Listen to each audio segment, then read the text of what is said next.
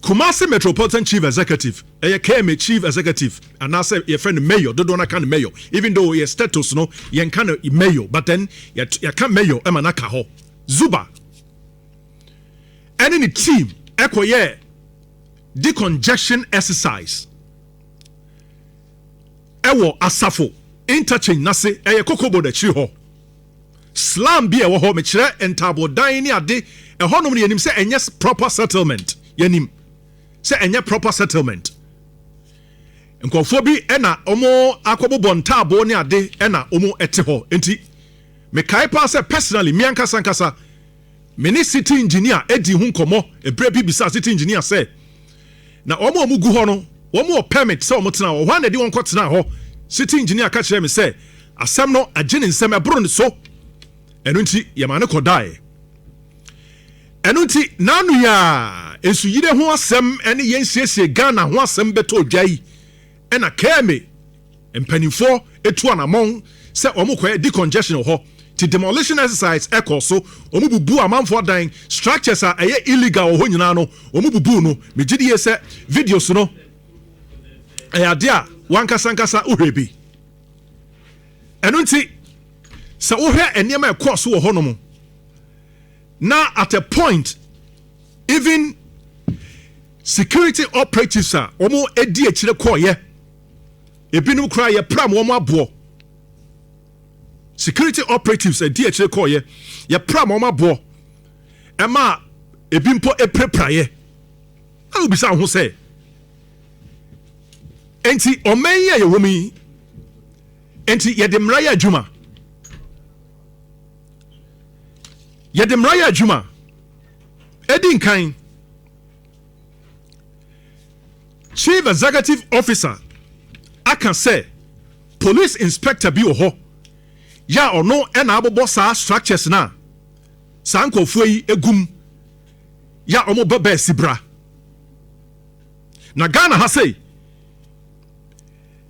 and she ha say 7 police officers Emrama on kwan se omunya adwuma foforo bia per emrano any a code of conduct for public officers and civil service ya a guide woman no emrama on kwan because womu susu say bibi o ha friend conflict of interest and it's a police ni no e de ne ho ko hye sa adwuma ni mu a ebetimi ama na adwuma a wo so ye no ebetimi asi ni kwan anase e ma ne ntimi nya adwuma no se de wo so ye. And per the code of conduct for public officers, no, and this a post for a year, Juma Fufrobia, and can pass it and pass it. Wako beer and I wako see wako bon a dying and tabo dying, say any baby met them and more besibra. Me abo for na me tibebre say post for omo besibra omo kwachi omo ye besibra no a na omo ja omo no omo ko post for na empempi omo be deny sa ensemi na sa expose ya ebei kire se ensam no eya no kre ya obi afa the Criminal Offences Act 1960 Act 29 prostitution illegal Ghana has say under the Ghana's Criminal Offences Act 1960 Act 29 over Facebook it has say operating a brothel is illegal. So who operating brothel illegal and I say what be baby brothel no ochirem say baby a ye sexual activity say ubudisika ebeji udisika ubetwe sika na oni obi ada emra no che say illegal. Se wo be keep and also be manage and wo be boa obi mpo na wo be brothel no illegal according to yemra no emratia from so say wo be yesa or say anyone found guilty commits a misdemeanor. The act defines a brothel in section 279 as any premises or room or set of rooms kept for purposes of prostitution. Brothel no dan bia ye de asi ho say be si bra na ebebo no mu sa na emra no echechere mu. Or say in addition the law criminalizes and related activities including living on the earnings of prostitution. Simple prostitution and ema osika ema odididie Emra no se eyem from so ye do be yebetimi ede wo ato afiase anase yebetimi a charge wo. Soliciting clients for prostitution in public. Simple. Wo cops bobo nipa no say ehadom bibi say ekoso a ho be si bre ekoso a ntemumra na mumra da mo meye bi ni nyina no emra ni tia ya Ghana police for edim.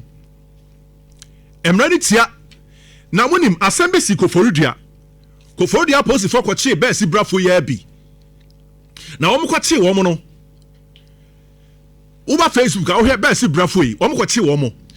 Na police for na asem a wo kan ye ne say etia mra sa wo be di sa adwuma yi enu nti wo he publication na wo mo kan ne ba bi say enam se wo mo aye de emfata na emra etianti ye betwe wan so. Jeff fasa small ebra ne menkan enchechefo or say the police depending can say by a he said the alleged offenses fall under section 84, 277, 273 and 274 of the Criminal Offences Act 1960 Act 29 and section 3 of the Human Trafficking Act 2005 Act 9694. Omo na omakofa nkofo no besi fo no efi Nigeria e na omode omaba enti e na human trafficking ka ho no ba besi bra no o chese enam se omaye de emfamra kwan mu nti wo betwe wo maso. Now look at a police inspector adia emre etia now no ankasa handle ono akobo bodan e dia manfo e na omo bo besi bra no wom esan jisika edi peace wo sa police officer yi enye me wonwa se kasa police officer yi o de atu ama kronfo ekobokro no a enye me wonwa. I am saying this because you are tipping say police for to me supply a tool at the macron for. And such an illegality. Na say police need the whole effort for ya. And yam one say police ni sika or penti obeti me macron for cry to so unko bokro no. And yam one cry. And yam one de biarada. Because police officer yi etime hwanyankopo anim.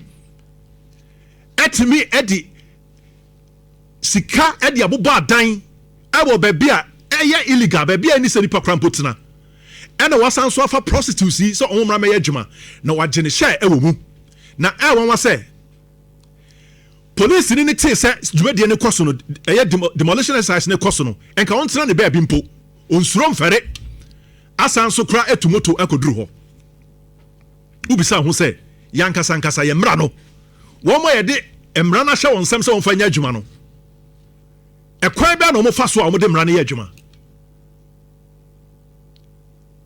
ekwan bia no mo fa so a o mo de mra no ye adwuma enti wo mo de mra no ye adwuma se obi enya asam na okọ police station a ekwan ide ne fa so.